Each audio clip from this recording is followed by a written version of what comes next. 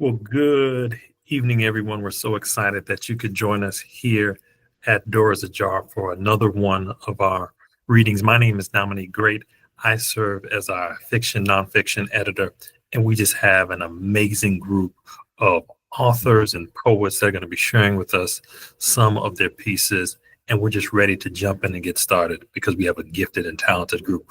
We're going to kick it off with our first group of readers. First, we'll have Elanur, followed by Catherine, Dan, then Connor. Take it away, Elanur.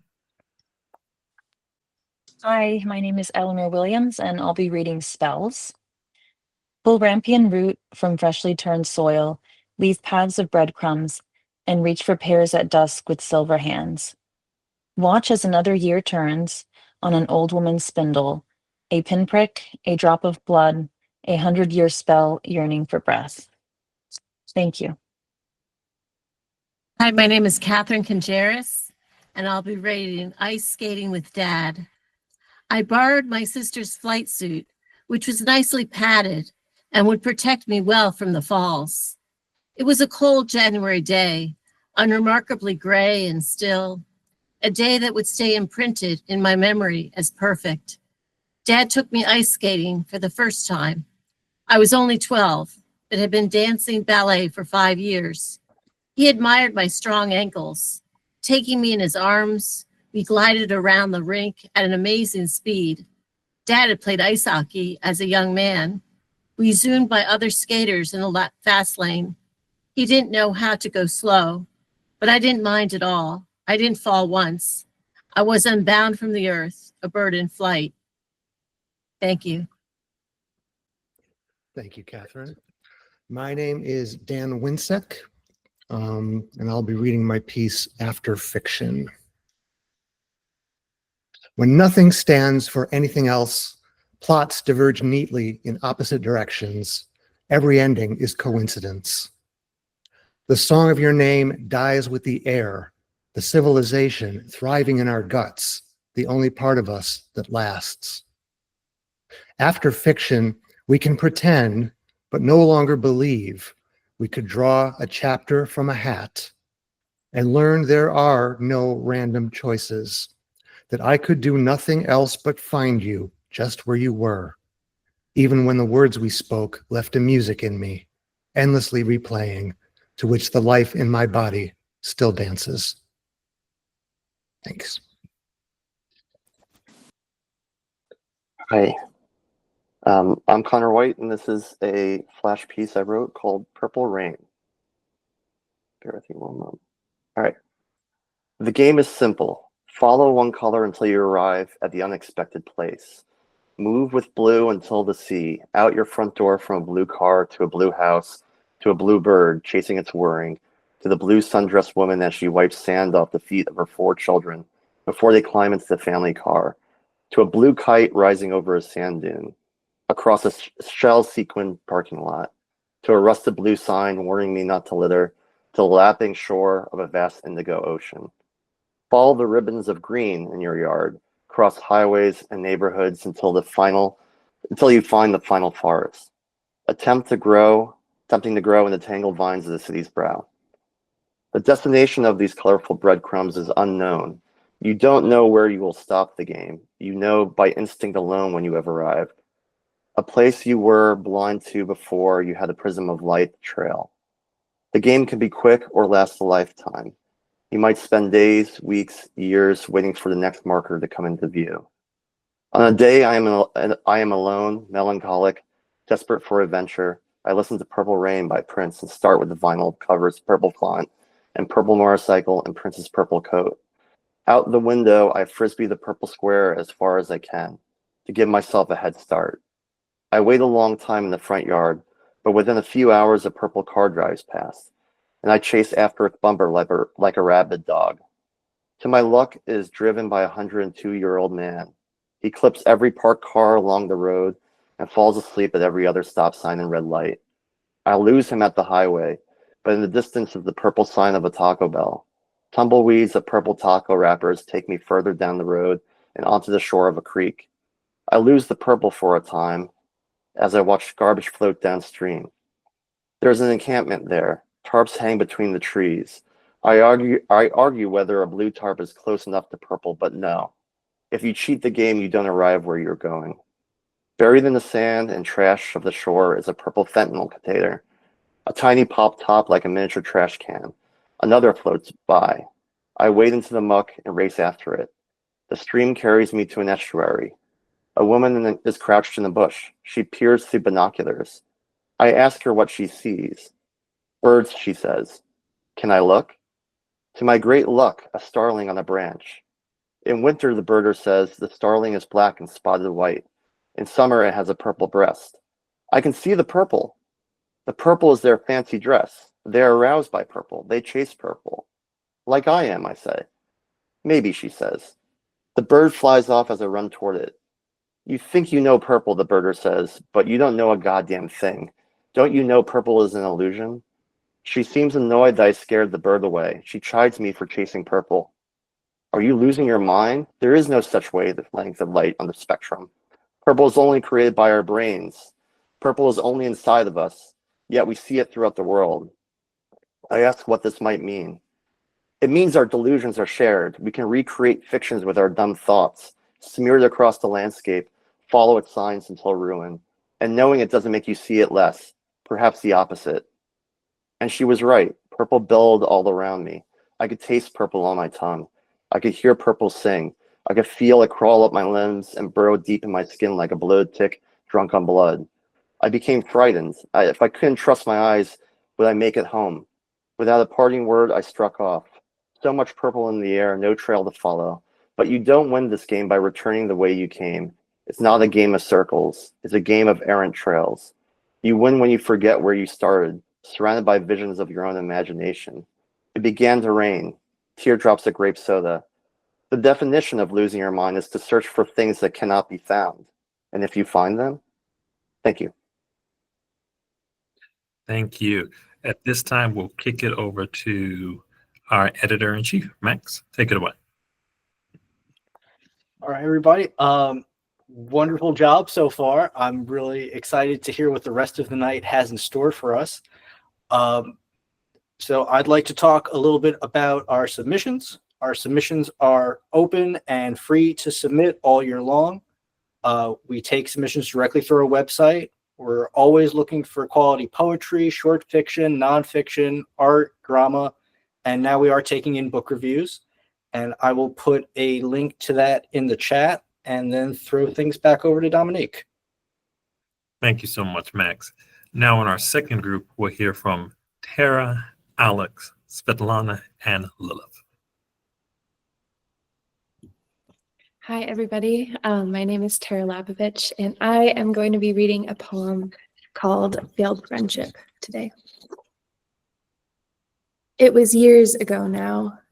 The sun crusted the corn red as we sped that dirt road, singing loudly and badly.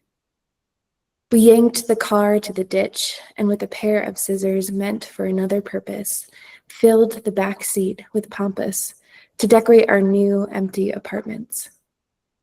I am often living these split lives, TV going while my lover talks low in my ear, a love song playing while I wash mold out of a Tupperware, the kind of candied grief that only arrives in the face of great beauty.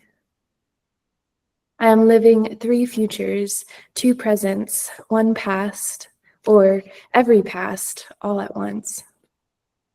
I fear, despite my greed, I can only live 1 life at a time. So how do you sever all the extra timelines? With scissors from the trunk of a car or a hard, decisive scream?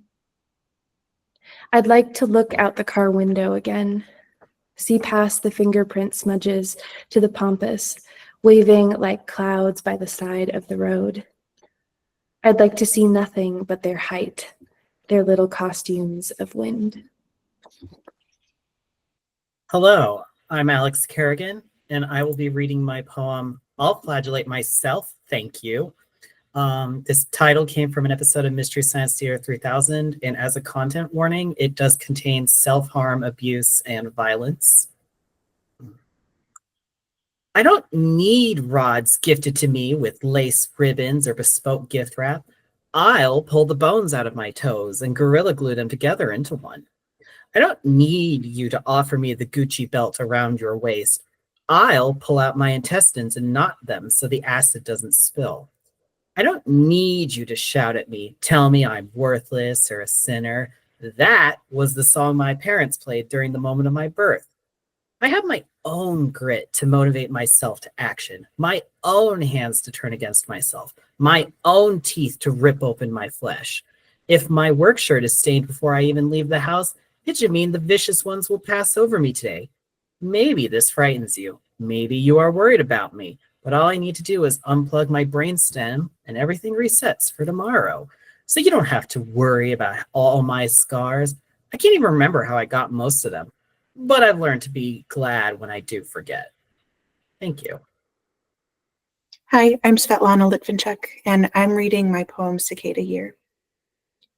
Something in the air buzzes, reminds me I'm a cicada, that this is the year I come out of hiding, having burrowed in the safety of sand and spent this time awaiting transformation, that now is my season to try again to reinvent myself, shed my shell, leave behind what I've outgrown, become a mollusk eaten by a pelican, transform in the chrysalis of its stomach, and exit a pearl.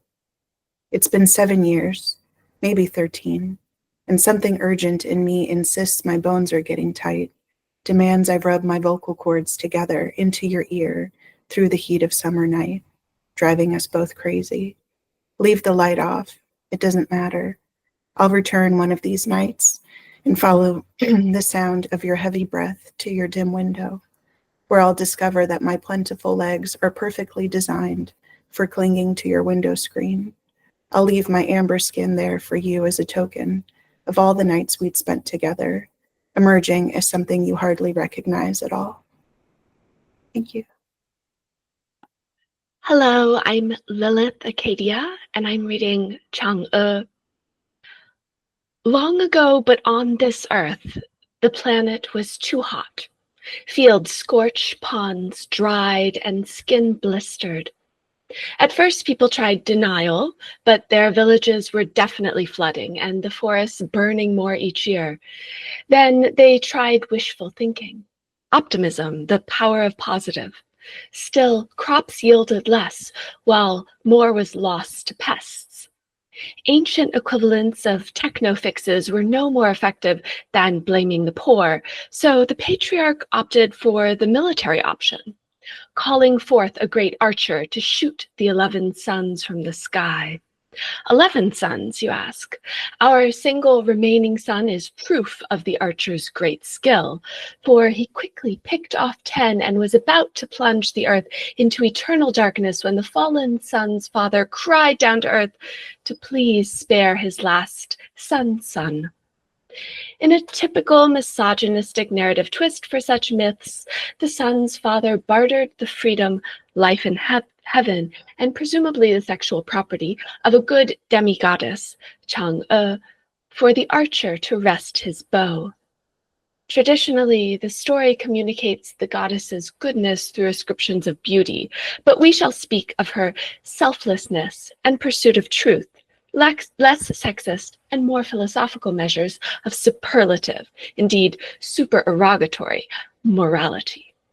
The sun's father sent Chang'e to earth to marry the archer, despite the archer's proven tendency for excessive violence. The people rejoiced, both for the temperate temperatures as well as their new hero with his divine and moral consort. In their exuberance, they relinquished too much power to the archer. Power and ego quickly turned the archer into a tyrant. He demanded ever greater shares of their newly flourishing fields, ever more fish from their brimming ponds, and more metaphorical skin from their tired knuckles. With tyranny came greed and hubris. When the archer come king learned of a magical woman who had potions to stave off death, he traveled across his kingdom to demand the last of her immortality elixir. Back in his palace, he hid the vial from his unhappy wife. Yet word reached Chang'e that the archer had been bragging to his bros about plans to consume the immortality potion before his subjects at the next day's harvest festival. Chang'e had a single night to save the people from the archer's eternal despotism, so she wore her most seductively billowing dress to his bedroom. This storyteller will spare you the next scene of her wearing him out. Once the Archer King's self-contented snores filled the palace, she reached into his overly obvious hiding place for the vial. She intended to pour the elixir into the sea, but one of her husband's henchmen spotted her hurrying out and shouted his suspicion. Chang'e turned to see the naked and mortal Archer King chasing her into the marble courtyard, so anxiously uncorked, and drank the elixir. She felt suddenly light and began to float towards the full autumn moon as though lifted by cotton candy clouds. Hopping behind her, her jade rabbit released a cascade of jade rabbit droppings. As the archer ran, he fitted bow to arrow and took aim at Chang'e floating into the sky. He lost his footing on the tiny pellets in a very slapstick manner, releasing the arrow directly above himself with consideration of gravity, which brought the arrow straight back at him, pinning his hand against the exposed root of a cassia tree. In her righteous and now immortal morality and dexterity, Chang'e was able to reach down just far enough for the jade rabbit to leap into her arms. As they snuggled and floated out of range of the archer's angry cries, Chang'e tapped the final drops of immortality elixir into the jade rabbit's mouth, so they could live happily together on the moon to this day. However, not all threads of this story have happy endings. For the earth is back where the tale began, warming dangerously. We know where denial, wishing, blaming, and military approaches lead. So we need to look for other solutions. Happily ensconced with her bunny on the moon, Chang'e cannot help us this time. Thank you. We'll kick it over to Maxwell for some updates. Max? All right, everyone. Well, I want to thank everyone again for taking the time to join us tonight. We do have some upcoming events, and I'm going to link to that in the chat. But the next big event we'll be attending is the New York Poetry Festival, which is July 12th and 13th. It's a 2-day event. It's a totally free event. It's on Governor's Island, so the only expense is the $250 ferry ride, so it's not so bad. It's a lot of fun. This year's theme is going to be Poetopia. I'm not entirely sure what that's going to entail, but I do like the sounds of it. I put the link in the chat, and I'm going to throw things back over to Dominique for our next batch of readers. Wonderful. Thank you so much, Max. All our readers thus far have been doing an excellent job, and we're ready to kick it to our next group. We'll have Donna, Rebecca, then Susie. Hi, I'm Dana Delibovi, and I'm reading one of my poems that's in this issue, and it's really an honor to have my poetry in with so many wonderful other pieces of work. This poem is called Little Boat, and it has a dedication for the 3rd year of AIDS in New York, 1983. You took my arm and held it firm as your disease allowed. I'm going, you said, and I could see you did not look at me, but at a sea, dreadful, but beckoning you to slip the tether to this life.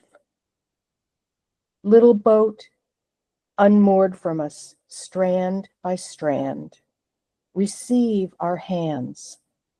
On this day, your upturned hull comes home. Thank you.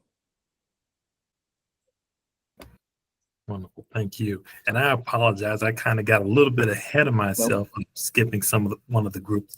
And so actually we're going to have Sarah next, followed by JP, then Dario. I apologize about that. Sarah, take it away. Hi, I'm Sarah Jefferis. Thank you all for having me and for publishing the poem. I'm super excited to read it. It's called On Your Birthday.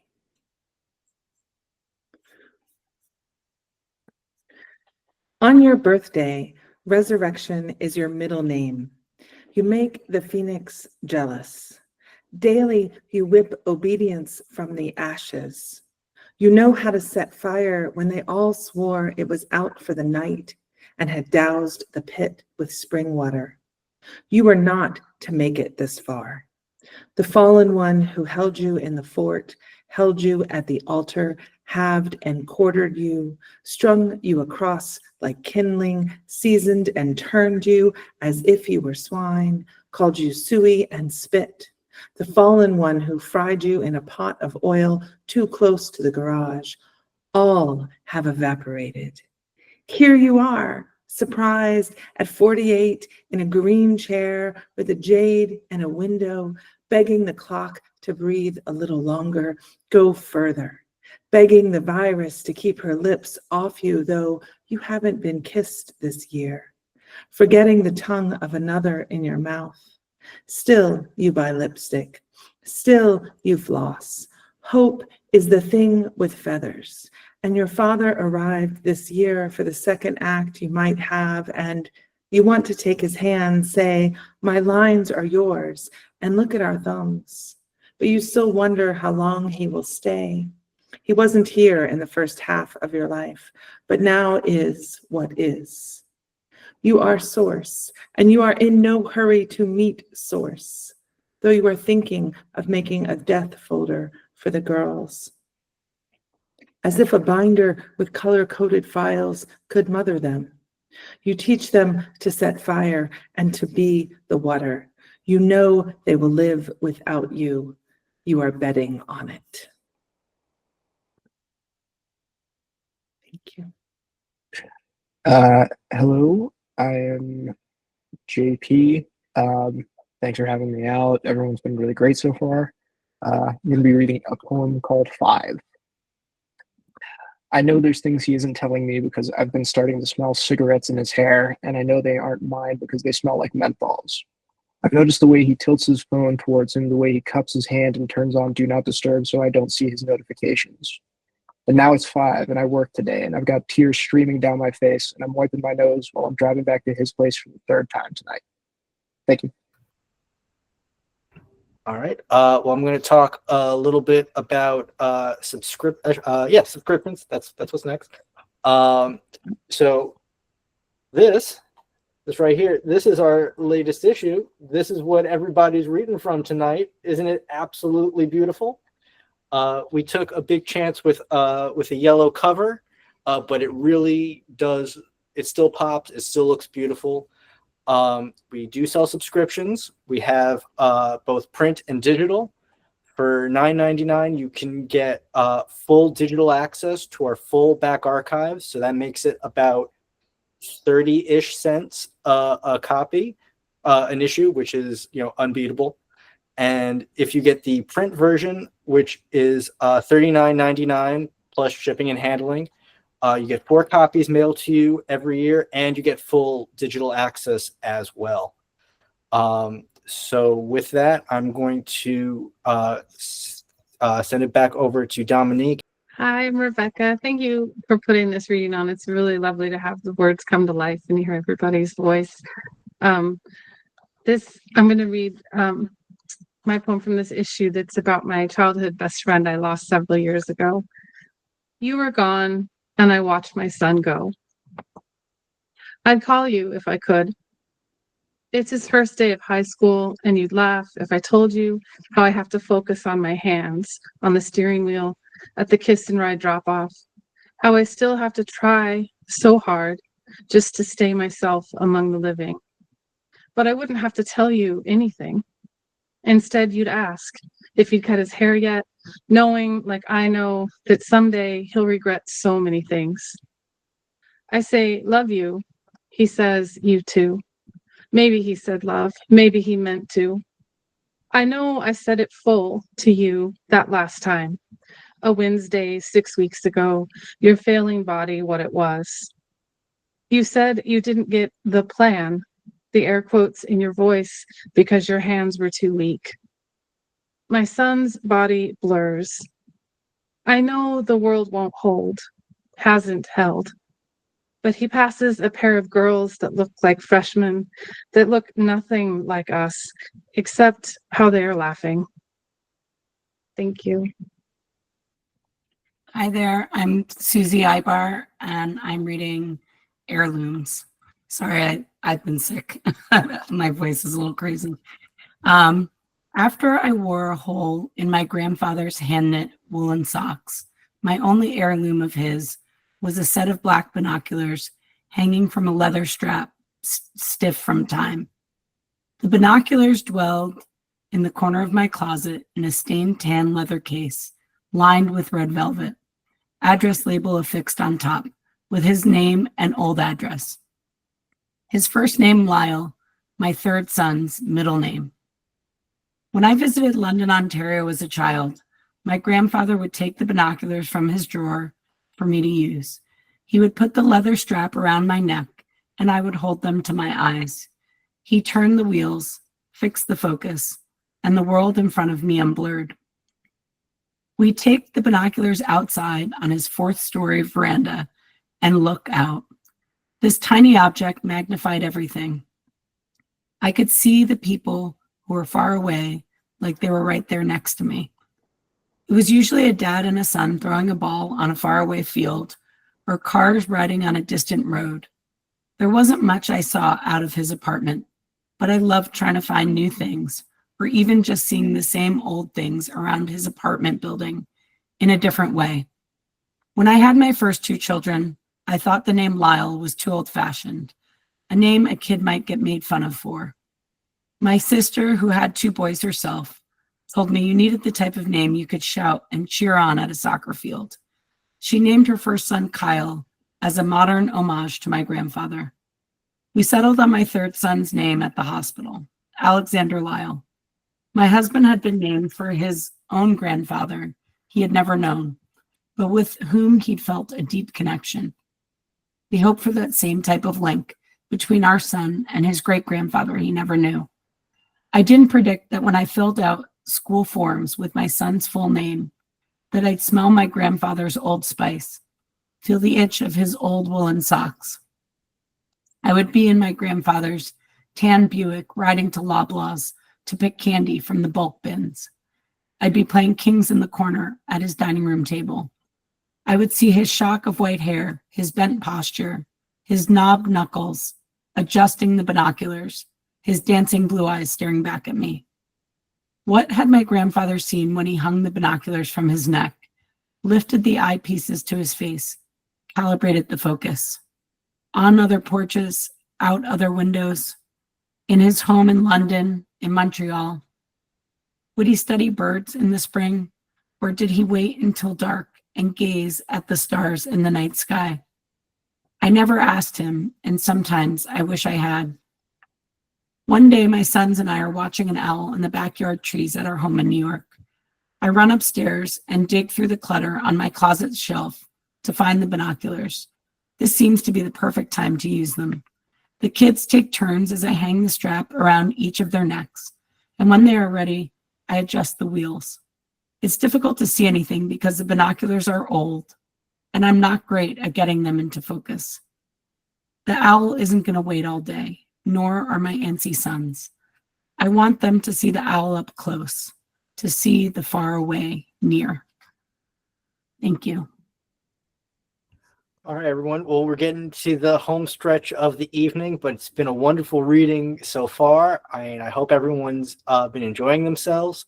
I just want to let everyone know about our newsletter.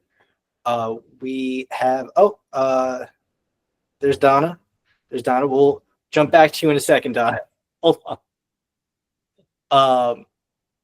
I'm going to include the link for the newsletter in the chat. And be sure to also follow us on social media of your choice. We're pretty much on everything. You can look at us up as at Doors Ajar Mag, and we will pop up. Also, be sure to follow us to like and subscribe to our YouTube channel, because we're going to put this reading up there for everyone to watch. Everyone will have their own little broken off video. And yes. Hi, I'm Hayley Shucker. Thank you, Steve and Josh, for being here. I'm going to read a poem titled Unidentified Fierce Object. What lives under my skin, beyond blood, muscles, and bones, slurping up my hot moxie, prowling around my organs, lurking like a predator. Your memory rots my insides, speckling my sweet liver like leopards waiting to pounce. Thank you. Okay. I'm Carla Schwartz, and I have a few poems here, and I'm very grateful for Maxwell and everybody else to have accepted them, and I look forward to seeing the issue. I don't think I have received it, but anyway, this is, so I couldn't choose what poem to read, but I'm going to read this one. It's called Dear Wait. Dear Wait, you didn't come with me camping. You didn't share my shower, the hikes, bike rides, swims, all that sunshine and laughter, the rain, the cloud cover that fed my hunger. But dinner last night, oh, so good. Food with appetite. That meal, no junk, no cream, no sugar. Oh, putain, putanesca, is that where you snuck in? Somehow in a secret connivance with the scale on my return. Thank you. I am Aaron Lelito, reading the poem Room Tone. What to regard as dream? A thin feeling of stillness on the outer edge of sticky touch. The leaning years even you could not know would bind us together in a different life. The failure to account for the tone of hollow rooms, tacit ways of sharpening the points of self-negation. Each an inroad to not being one in separateness, and not being indiscernibly two. My name is Mehreen, and I'm reading my fiction, In the Name of Love. In the name of love, I lock you in protective gear, so as not to expose you to the bitter, cold weather. I forbid you to meet with friends and sing them your rain song upon their insistence, one that they will listen to, then take your art from you and leave you listless. In the name of love, I befriend you, ask you to fall in love, recite poetry together with me, you and I. When the sun goes down in the evening sky, I get you to write some poetry for me, but under my name, find me jobs, play me a violin, buy me a horse even, and give me all you have, both intellectual and material, because you love me profoundly, that this sacrifice is one of joy. In the name of love, I chide at your clumsy mistakes to perfect them, and help you build an immaculate character to fare far better. Thank me later. I abuse you, I hurt you, and I want you to abide now, fail better, to learn better at some point in time. In the name of love, I call you ugly and fat, be harsh with you to make you eat less. I keep you indoors to save you from harmful sunlight, for the preservation of your skin and of your health, so you would look fine thing of beauty to feast my eyes only.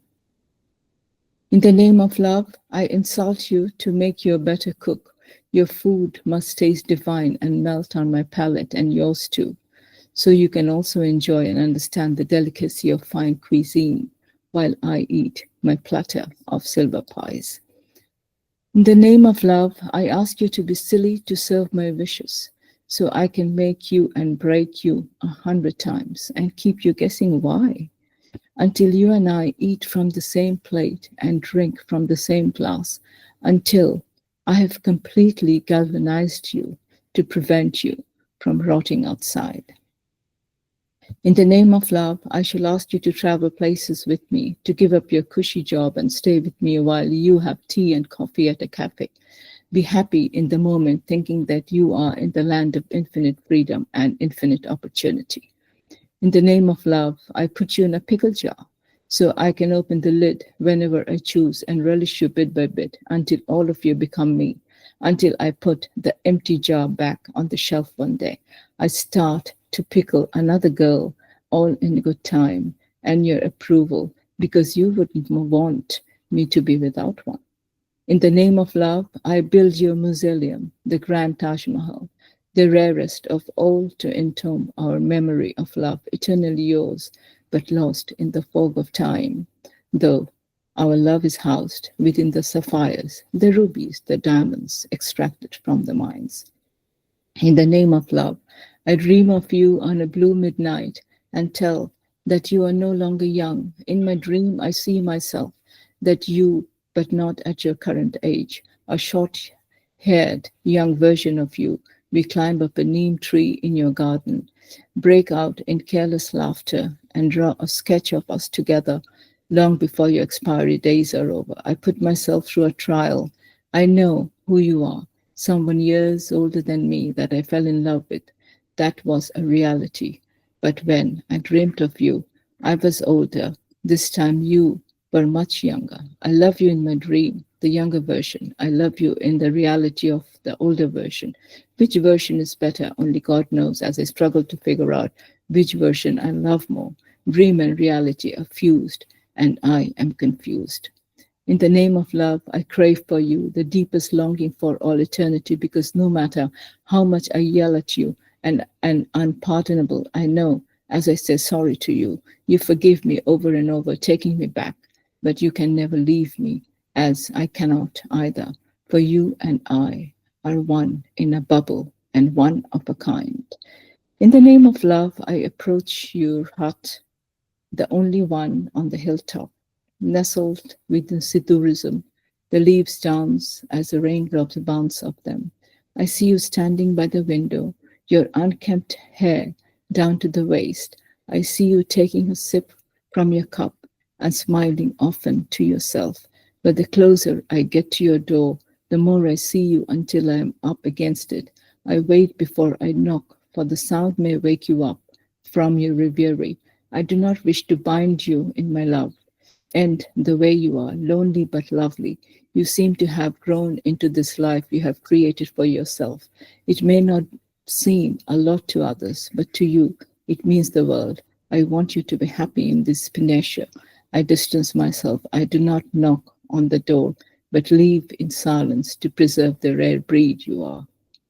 In the name of love, I play games with you. I tell you lies and continue to lie to you, that I'll bring you happiness as though it came in a casket when the intention was never there.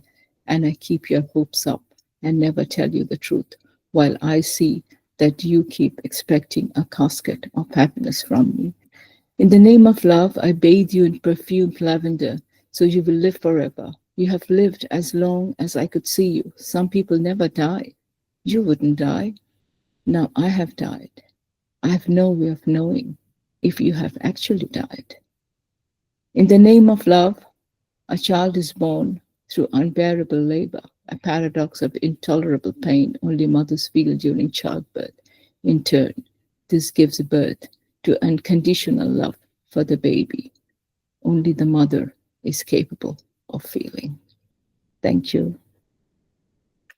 And now, Donna, we'll kick it over to you. Can you hear me? Yes. Good. It's going to be a brief ekphrastic poem on Sky Above Clouds 4 by Georgia O'Keeffe. I just discovered that she painted the painting when she was 77 years old, and my 77th birthday is right around the corner. I also didn't realize when I looked at this Sky Above Clouds 4, which is a huge painting with The clouds are in the shape of ovals, the way you would see them from an airplane window. So you can look that up. If I were more skilled with the technology, I could have a picture for you, but Sky Above Clouds is the painting. And it was so humongous that it didn't fit in the museum in San Francisco, where it originally was supposed to find a home.